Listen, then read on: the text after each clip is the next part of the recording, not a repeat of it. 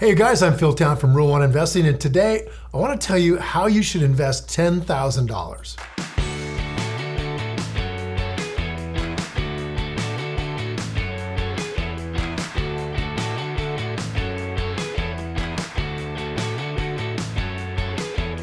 If you've got $10,000 to invest, you're off to a really good start. That's a lot more money than many of the world's richest investors started out with, including Warren Buffett and including me. Still, you can't just blindly throw your $10,000 into the stock market and just go expect to do well. If you'd like to turn your great start into long-term success, here are a few things you need to think about. So the first thing you do with $10,000 is try to get it into an IRA. It's a really big advantage to an investor because this is tax-deferred money. You would pay taxes on that $10,000 if it didn't go into the IRA first. And that means instead of having $10,000 to invest, you might only have something like $6,000. So first, you're starting with a much bigger pile. Second, the investment gains that you're making on the $10,000 are not taxed inside the IRA.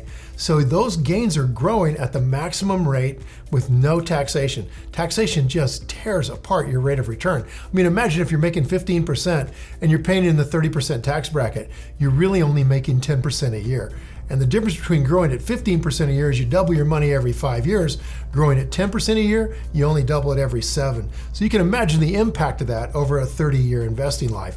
Now, you are going to pay taxes on the IRA gains, but you're not going to do it till you retire. And by then, hopefully, you've got so much money you just don't care. Now, the problem with the IRA is that there's a maximum amount you can invest in it each year. In 2017, the maximum was $5,500 for individuals under the age 50, $6,500 if you're 50 or older. But still, you can both do it. Your spouse can do it as well.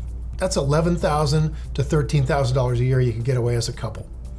Now, if you've got $10,000 to invest, maxing out the IRA is your first move.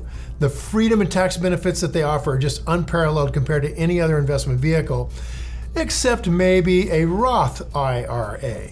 A Roth IRA is one where you pay tax on that $10,000 first, then the $6,000 or the $7,000 you have left after tax goes in the Roth.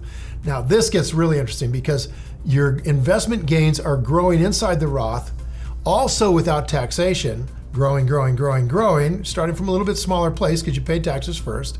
But you're growing those gains without taxation. And then when you retire, you never pay taxes on the gains at all. So anything in a Roth is untaxed.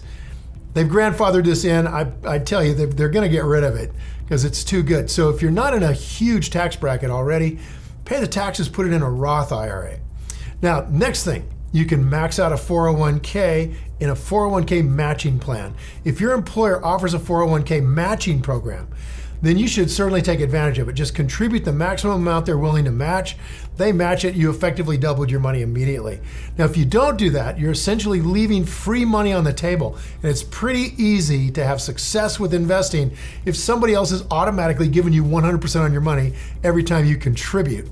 Now, once you've contributed the max amount that your employer is willing to match, I think you're probably better off using an investment vehicle, something other than a 401k, for the rest of your $10,000. 401ks don't give you a lot of freedom, which is unfortunate, about where you can invest the money. And instead, they often require that you just broadly diversify it like some moron across a million different mutual funds. Spreading your money across the entire market in this way isn't investing in companies. It's just basically speculating the market's going to go up in time, which is fine. I mean, if you don't know how to invest, what else are you going to do?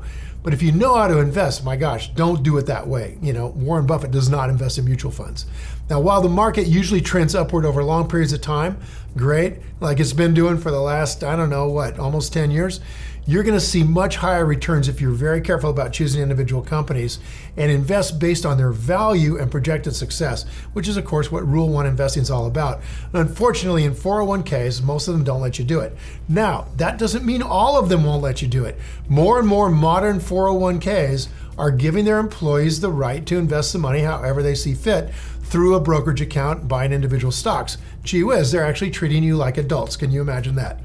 I mean, think about how ridiculous it is, the government policies. Over here with an IRA or a Roth IRA, you're an adult, invest how you like within certain restrictions. With a 401k, same basic idea, it's a retirement plan. No, we're not gonna let you invest like an adult. It just blows my mind. Anyway, next, you can choose individual stocks if you have the skill. Now, if you still have money after you've invested your max in your IRA and you've contributed as much as you can into your 401k, invest by investing in individual stocks, which of course is what you're going to do in your IRA anyway. So you're going to use the IRA, the Roth IRA, and cash outside your retirement account to invest in individual companies. The rest of it, you have to invest wherever you best can and follow our basic guidelines in managing mutual fund money using the arrows. We'll talk about that another time. Now, this is where Rule 1 comes in. When you're managing money and buying individual stocks, you gotta follow the guidelines of Rule 1 investing so you can pinpoint really wonderful businesses you're gonna be proud to own.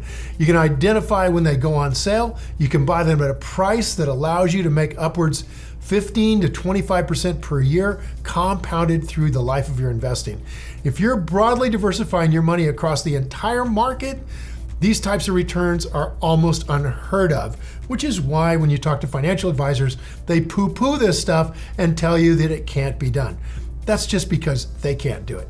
Now, with individual stocks, these are entirely attainable rates of return. Really good investors like Warren Buffett can make 50% a year with a small portfolio. You can surely make 15%. Now, if you're patient, educated, and rational in your investing, keyword patient, educated, and rational, those are, okay, all three keywords, then choosing individual stocks is by far the best way to quickly grow your wealth without taking a lot of risk. Now, last, you can invest in yourself. By far, the best investment you can make is the one you make in yourself. The better you equip yourself with the knowledge and resources that you need to be a successful investor, the better your returns will be. I'm going to tell you right now from Charlie Munger and Warren Buffett that every good investor they know is somebody who reads and studies investing for their whole life. Now, after you've invested quite a bit of your $10,000 by maxing out an IRA, contributing to the Roth IRA, contributing to a 401k, and choosing a few individual stocks that you really believe in, take the money you have left over and use it to learn as much as you possibly can about investing. Buy great resources, get analyst reports, get great websites, go study classes. I mean, anything you do is going to make you a better investor, even if the instructors don't know what they're talking about, because you'll sit there realizing, oh, they don't know what they're talking about. So really, the only thing standing between you and the ability to pick up great companies each and every time is just the right education. I mean, think about it. That's all there is. If you know how to invest, you're going to do well. So in investing in education, what should that cost, right? What's it cost to go to Harvard? What's it cost to go to Stanford? What's it cost to go to business school? What's it cost our kid to go get a medical degree, right? We're talking hundreds of thousands of dollars. Listen, for a minuscule percentage of that, you can easily get the information you need to find great companies, buy them on sale, and then see your annual returns just go right through the roof that are going to allow you to amass a small fortune between now and the time that you retire. Best money you ever spent from a return on investment standpoint.